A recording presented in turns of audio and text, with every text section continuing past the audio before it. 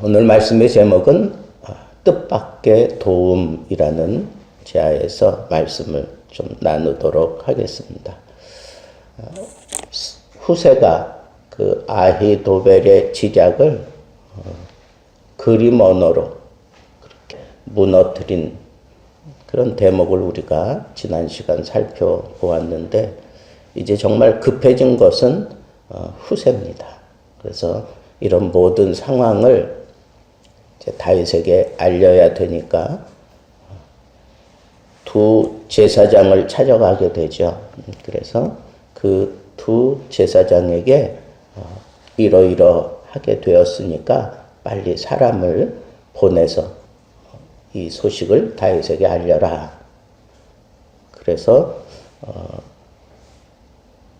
그 소식을 이제 두 아들 요나단, 아히마스에게 가서 어떤 여종이 슬그머니 그 소식을 전해줍니다. 이제 이 소식을 알려야 되는데, 알리기 전에 압살롬이 심어놓았던 그 청년에게, 그러니까 이게 그 당시에는 뭐 전시 상황이니까 쉽게 얘기하면 그 압살롬도 압살롬들 나름대로 어떤 정보를 놓치지 않기 위해서 이런 사람들을 심어놨던 것 같아요. 그래서 한 청년이 이 두 제사장의 아들이 성 바깥에서 그냥 서 있는 거야. 그늘에 그냥 서 있는데 잔뜩 긴장한 모습으로 서 있는 모습을 보았고, 또 어떤 요정이 와서 속닥속닥거리는 걸 다 보았단 말이에요. 그럴 신분이 아닌데 이 두 제사장의 아들들도 제사장과 마찬가지인데 여종에게 무슨 얘기를 듣고 뭐 그런, 또 그냥 여종을 만나기 전에는 그냥 그 경직된 얼굴로 그냥 서서 기다린 거예요. 서서 기다린 거예요. 소식이 언제 오나 이러면서. 그러니까 금방 들킨 거지. 그래서 이 청년이 압살롬에게 쫓아가서 이러이러하더라. 그러니까 이제 사람을 보내서 이 아히마스와 요나단 잡으려고 쫓아왔는데, 압살롬의 사람들이 당도하기 전에 급해진 것을 알고는 도망가면서 어떤 여인의 집에 들어갔어요. 근데 거기서 그 여인에게 뜻밖의 도움을 받아요. 그래서 그 우물가, 그러니까 그때가 아마 건기였을 거예요. 그러니까 그 수조처럼 물을 이렇게 담궈놨다가 이 건기 때 사용하는 그런 우물에 물이 이제 건기가 되니까 바짝 말라갔겠죠. 그러니까 거기에 숨을 공간이 있었던 거죠. 거기에 들어가 있는데 거기에 뚜껑을 덮고 그 다음에 숯불 같은 것들을 그 위에 얹어놓고, 그래서 찾아내질 못했어요. 그리고 이 사람들은 돌아가고 이제 이 두 사람이 요단 강가에 있는 그 다윗에게 가서 후세의 얘기를 전합니다. 후세의 얘기를 전해서 밤새도록 그 요단강을 건너게 돼요. 그래서 새벽녘에 이르러서 한 사람도 낙오된 사람이 없이 다 요단강을 건너게 됩니다. 이런 사태를 한눈에 꿰뚫어 보고 있는 아히도벨은 이제는 소망이 없다라고 판단을 하고 그냥 슬그머니 자기 고향으로 돌아가서 집 정리하고 목매달아 죽어버리고 맙니다. 이제는 자기가 할 수 있는 일이라고 하면 아무것도 없고, 다윗이 이제 군사를 재정비해가지고 다시 쳐들어오게 되거나 아니면 이제 압살롬의 군대와 싸워도 다윗이 충분히 이겨낼 것이다 라고 하는 그런 판단을 했기 때문에 그 이후에는 자기에게 돌아올 것이 수치스러움과 그리고 죽음밖에 없다는 걸 알고 스스로 목을 매달아 죽습니다. 가룟유다 같지요, 가룟유다. 참 너무 똑똑해서 모든 것을 사람보다 한 발 앞서가는 그런 지략가고 그런 책사였는데 참 안타까운 사람인데 줄 잘못 서고 그리고 개인적인 다윗과의 그 원한을 깊게 앙금으로 풀어내지 못하고 가지고 있었던 그 결과가 결국은 하나님을 대항하게 되고 마침내 그냥 그렇게 죽어버리고 말았습니다. 참 안타까운 일이고 또 하나님의 심판이 그대로 임한 것을 우리가 생각해 보게 됩니다. 그런데 저는 주목하고 있는 게 이렇게 어떤 여인의 집에 들어갔을 때 그 여인이 이 두 사람을 숨겨주었다는 거예요. 누군 줄 알고 그리고 쫓긴다고 하는 사실을 알고 숨겨준 거니까 발각되면 이 여인도 그냥 그 집안이 몰살 당해버리고 마는 거 아닙니까?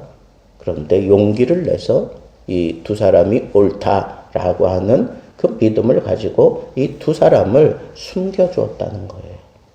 이건 정말 생각지 않았던 뜻밖의 은혜를 입은 거예요. 마치 여리고성을 정탐하러 갔던 두 정탐병이 라합에게 은혜를 입었던 것 같은 그런 모습이 여기 또 등장하고 있습니다. 이건 우리가 생각할 땐 뜻밖의 그런 은혜이지만 사실은 하나님이 다 준비시켜 놓았던 사람이죠. 하나님이 준비시켜 놓았던 사람이에요. 그래서 요단강을 다 건너고 나니까 아히도벨은 소망이 없다 생각하고 자살해 버렸고 그 이후 압살롬이 또 요단강을 군사를 데리고 건넙니다. 자, 그 다음부터는 이제 정말 압살롬이 데리고 가는 그 정예병과 다윗의 싸움이 일어나게 되는데 이때는 어떻게 보면 체력전이라고 볼 수도 있어요. 그때 이 체력전을 치러야 되는데 필요한 게 뭐예요? 군사들의 육체적인 그런 힘이에요. 그런데 여기 보니까 세 사람이 다윗을 찾아와서 그들에게 먹을 것을 주고 있는 것을 우리가 보게 됩니다. 그런데 여기도 뜻밖의 사람들이 오는 거예요. 암몬 족속에게 속한 라빠 사람 나하스의 아들 소비. 이건 누구냐 하면 이 암몬 족속을 다윗이 물리치면서 암몬 족속에게 괴로움을 당했던 그 라빠 사람 나하스에게 은혜를 베풀어서 암몬을 너희가 이제부터 다스려라. 그렇게 선의를 베풀었던 그런 사건이 있었어요. 이제 갚는 거죠. 그 은혜 갚는 거예요. 또 로데발 사람 암미엘의 아들 마길 그랬는데 이 마길은 무비보셋을 따르던 자였어요. 무비보셋 누구죠? 요나단의 아들이죠. 그 무비보셋 그러니까 그 요나단을 섬기고 따르던 사람이었다고 보는 거죠. 그러니까 항상 이 사람은 요나단과 무비보셋의 그 선을 지켜가던 사람이었으니까 마땅히 나는 다윗을 도와야 된다라고 하는 그런 생각을 가지고 와서 도운 거예요. 뜻밖이죠. 그런데 이게 이전에 다윗과 요나단이 나누었던 그 사랑과 우정, 그런 것들이 여기서 이렇게 은혜 갚음을 지금 당하는 거예요. 왜? 무비보셋을 찾아가지고 다윗이 늘 그 왕궁의 식탁에서 함께 식탁을 대하게 했잖아요. 그러니까 자기가 따르던 무비보셋을 이렇게 영광스러운 자리에 올려주고 그 잘못된 상황을 다 정리해주고 뭐 이런 것들을 감사하게 생각했던 사람이 와서 다윗을 돕는 거예요. 자, 그 다음에 로글림 길르앗 사람 바르실레 그랬는데 이 바르실레는 어떤 사람이냐 하면 이 요단강을 건너서 마하나임까지 와서 지금 이런 음식을 베풀어 주는 건데 내가 지금 이렇게 부를 누리는 건 이 사람은 부자인데 이런 부를 누리는 건 다윗 왕의 통치로 인해서 이 나라가 안정을 누린 것 때문에 내가 이렇게 부자가 될 수 있었고 부자로서 계속 살 수 있었습니다. 라고 하면서 자기가 받은 그것을 다윗이 어려움을 당할 때 와서 이렇게 충분히 그 다윗의 군사들에게 물품을 공급해 주고 있는 거예요. 다윗은 왕으로서 통치를 잘하고 이 나라를 부강시키고 나라를 안정되게 했더니 그 안정세 속에서 이 부를 누릴 수 있게 된 이 사람은 그래도 이 시대의 흐름을 볼 줄 아는 사람이고 정말 자기에게 주어진 이 모든 여건을 감사할 줄 아는 사람이었어요. 그래서 마땅히 내가 다윗이 통치하는 이 시대에 부를 누리고 있었기에 내가 지금 누리고 있는 이 부는 일정 부분 당신의 몫입니다. 라고 그렇게 생각하면서 이 다윗과 다윗의 군대에게 이렇게 물품을 공급해 주고 있는 것을 보게 됩니다. 우리가 그냥 겉으로 볼 때에는 생각지 않았던 그런 은혜를 다윗과 그 군사들이 당하고 있는 것 같지만 사실은 다 면면이 그동안 다윗이 하나님의 뜻을 따라 통치를 해오고 그리고 정치를 펼치고 그리고 이 백성들에게 쏟아내었던 그 선함이 묻어 있었기 때문에 그것에 감사하는 사람들이 이 다윗이 어려움을 당했을 때 찾아왔다는 거예요. 여러분, 뜻밖의 은혜는 사실은 내가 생각지 못하는 것뿐이지 내가 뿌려놓은 그 씨의 열매를 거두는 거예요. 그런데 사실 그런 심각한 다윗이 당한 이런 심각한 위기 이런 사태를 바라보면서 기꺼이 와서 도와주는 것은 이건 보통 일이 아닙니다. 이건 정말 뜻밖의 일이지요. 그리고 한 여인이 다윗이 살 수 있는 그런 정보를 들을 수 있도록 그런 은혜를 베풀어 준 이런 것들도 다 하나님의 깊은 섭리 속에 준비되어 있었던 거예요.